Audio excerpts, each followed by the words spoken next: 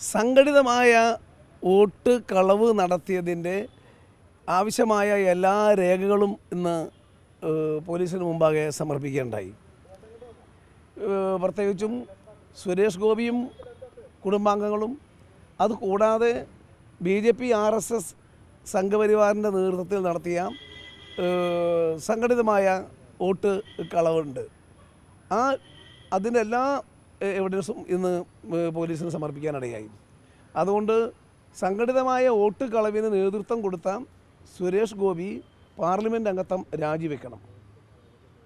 അദ്ദേഹത്തിൻ്റെ സഹോദരന് 2 ഐഡൻറ്റി കാർഡുണ്ട്, അത് ഞങ്ങളിന്ന് തെളിയിച്ചു.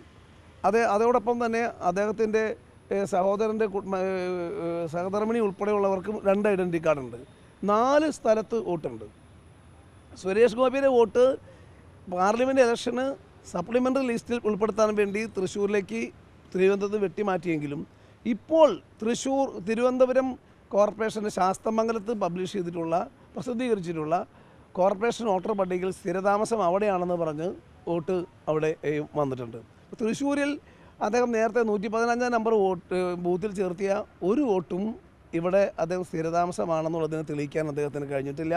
ഇവിടെ സ്ഥിരതാമസം ഉണ്ടായിട്ടില്ല അദ്ദേഹം എന്നുള്ളതാണ് വാസ്തവം.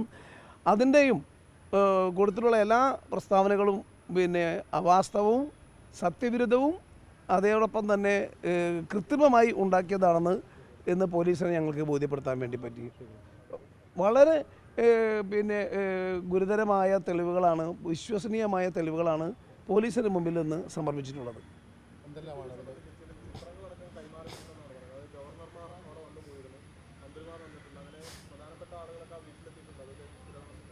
അവിടെ തൊട്ടടുത്ത് താമസിക്കുന്ന അയൽവാസികളുടെ എവിഡൻസ് ഞങ്ങൾ കൊടുത്തിട്ടുണ്ട്.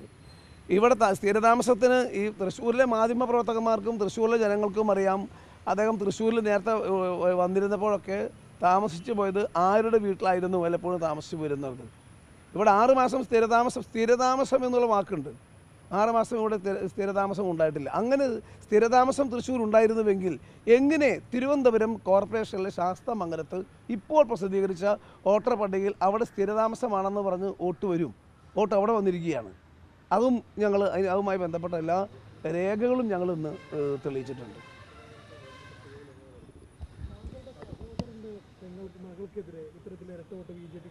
അത് അന്വേഷിച്ചോട്ടെ, അത് അന്വേഷിച്ചിട്ട് തെളിയിച്ച നടപടി സ്വീകരിക്കട്ടെ.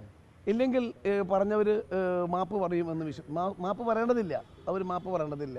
കാരണം ഞങ്ങൾ ഹനുമാൻ നെഞ്ച് തുറന്നു കൊടുത്തപ്പോൾ ഹനുമാൻ്റെ നെഞ്ചിൽ സീതയും രാമനുമായിരുന്നു. അതേപോലെ ഞങ്ങളിപ്പോൾ ആക്ഷേപിക്കുന്നത് വാനരന്മാരെന്ന് പറഞ്ഞിട്ടാണല്ലോ,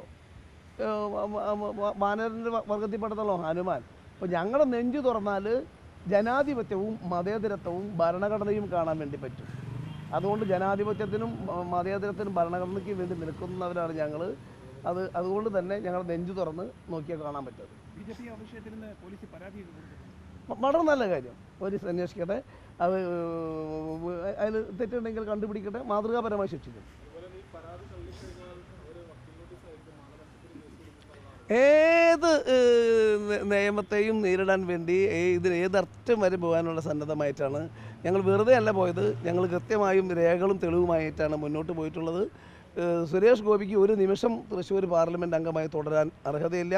അതിനുള്ള എല്ലാ രേഖകളും ഞങ്ങൾ പോലീസിൻ്റെ കയ്യിൽ കൊടുത്തിട്ടുണ്ട്. ഞങ്ങൾ പോലീസ് നീതി നടപ്പിലാക്കും എന്ന് തന്നെയാണ് വിശ്വസിക്കുന്നത്.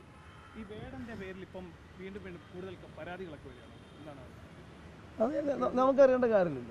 വേടൻ്റെ പേരിൽ പരാതിയില്ലെങ്കിൽ പോലീസ് അന്വേഷിച്ചിട്ട് വേടൻ്റെ പേരിൽ നടപടി സ്വീകരിക്കട്ടെ. സുരേഷ് ഗോപി അഭിനയിച്ച എത്രയോ സിനിമ ഞങ്ങൾ കണ്ടിട്ടുണ്ട്.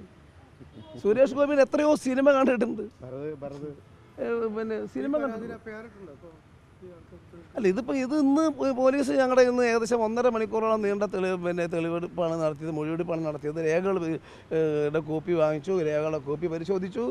ഞങ്ങളതിൽ പോലീസിൻ്റെ ഇന്നത്തെ തെളിവെടുപ്പിൽ ഞങ്ങൾ സംതൃപ്തരാണ്.